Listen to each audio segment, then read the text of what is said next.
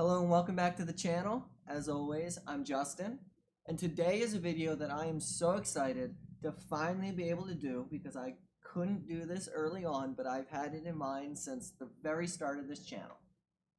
If you've been following along, watching any one of the videos, but especially if you watched a number of them, you know that I always start and end the videos with a special lick playing in the background. This is probably my favorite lick to play, one awesome one that I came up with one day, and I've had people even come up to me afterwards and go, "What was that lick you were playing? That sounded cool." And so if you don't yet know what I'm talking about, even though you heard it mere moments ago, it goes a bit like this.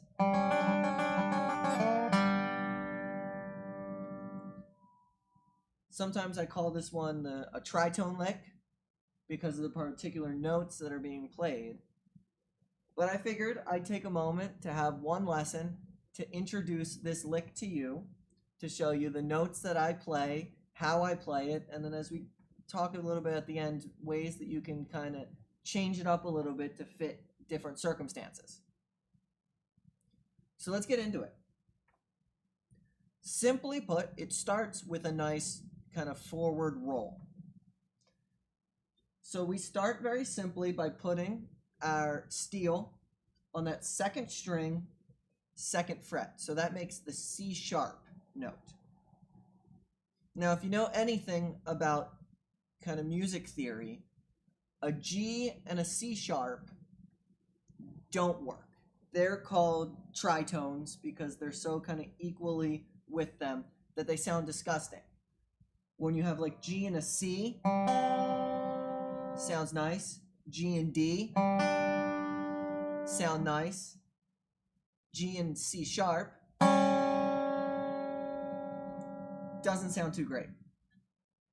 But then you will also be playing a D note as well. So that C sharp and D are right next to each other.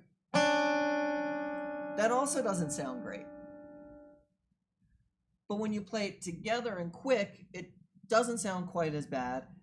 And in especially bluesier stuff where you often would play this lick, that tension just sounds wonderful. And so we start by just putting our steel right there on that second fret, second string, and then we roll up. So G, C sharp, D, do it again. One more time.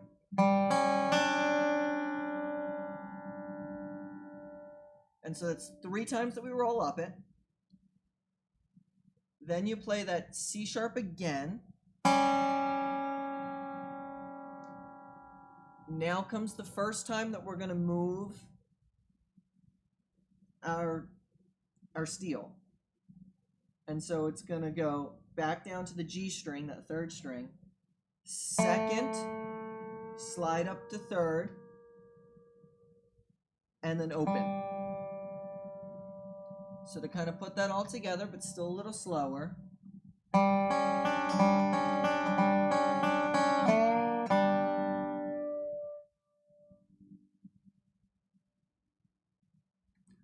So again, it starts with that roll 3 times. I'm going over this over and over again because sometimes licks is just you have to figure it out, you have to get it down, and once you've got it, you've got it.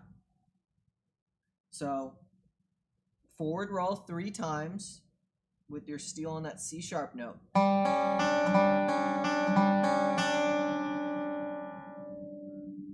And even spend time right now, maybe pausing the video and just working on that. Just sit there and play that roll over and over again.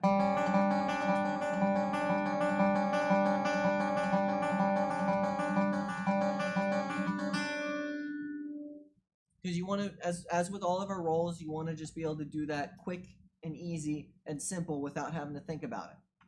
And that's what's kind of nice, is that it is just that simple forward roll. But then on that last roll, it's...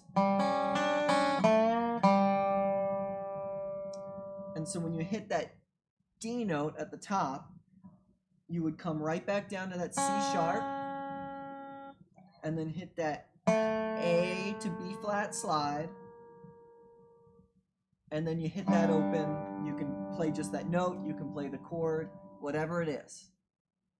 So let's try that one more time.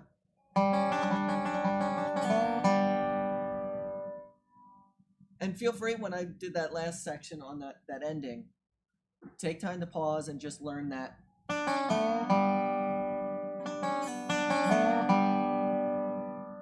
Because that is a little different than that just forward roll. And so now I'm going to show us Mama Don't Low one more time, and showing how within the vocals you can use this lick to just fill in. That when the singer stops singing, you can add this lick in. So it'll be in the key of G, so that this exact lick, just the way we learned it right here, will be able to help us. So let's take a look at that now. Mama don't allow no bluegrass playing around here. Mama don't allow no bluegrass playing around here. Well, we don't care, Mama don't allow, 'cause we're gonna play it anyhow. Mama don't allow no bluegrass playing around here. Well, Mama don't allow no dobro playing around here. Mama don't allow no dobro playing around here. Well, we don't care, Mama don't allow, 'cause I'm gonna play it anyhow. Mama don't allow no dobro playing around here.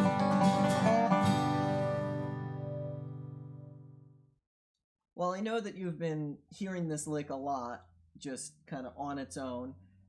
I hope that kind of demonstrates that you can play that within songs as well, especially something bluesier like Mama Don't Low, or anything else that we were really using those blues chords in. Because again, it doesn't sound sweet and pretty. If I was trying to play like Bury Me Beneath the Willow and I put that in the midst, it would throw people off. But on something that you want it to be a little gritty, that sounds beautiful. Now, a couple things that can be done with this lick to make it different or fit in different ways is, as I say in all the videos, we're just using the top 3 strings, so you can use the bottom 3 strings. It's got a very different sound to it, just because of how these very particular notes are trying to mesh with each other. The difference in the 1 octave really does make that change. It'll feel a little different on your fingers trying to do a roll on those low strings, but in certain cases that can still sound great and can change it up a little bit. The other thing about this lick is that you can, because it starts with a roll, you can shorten it or lengthen it however you really want. I like this one nice, and that's the way how I play it in the intro and conclusion to the videos, where I do it 3 times. But what if I just did it once? Or if I'm at the end of a break or something, because you can always use your licks in breaks, and I just want to really sit on it for a while, you can go even longer.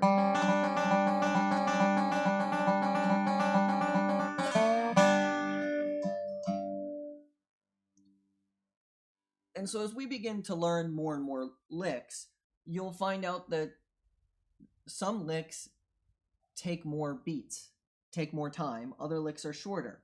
And part of using licks is to find out how much time do you have to use a lick. Do you want a short lick or a long lick? And what's kind of cool about this one is that you can make it longer or shorter as you need it. And so if you're within a band or just playing a song that you're really trying to figure out something cool to do within it, you can use some of those aspects of messing with the timing of it to fit it particularly where it needs to be. And I mean, that's really the concept. It's just a lick. Add it to your repertoire, put it in there, and start trying to do some cool stuff with that. If you have any more questions or concerns, please drop it in the comments below. I would love to hear those. If you want to be hearing more licks and just adding more to this repertoire, I can start putting more of these that I have out here on this channel and videos just like this. And if you want those, say that you want them and I'll try to get to it. If you like the video, Remember to like it, share it with your friends if anyone else is wanting to learn the Dobro. And as always, go out there and pick wisely. See ya.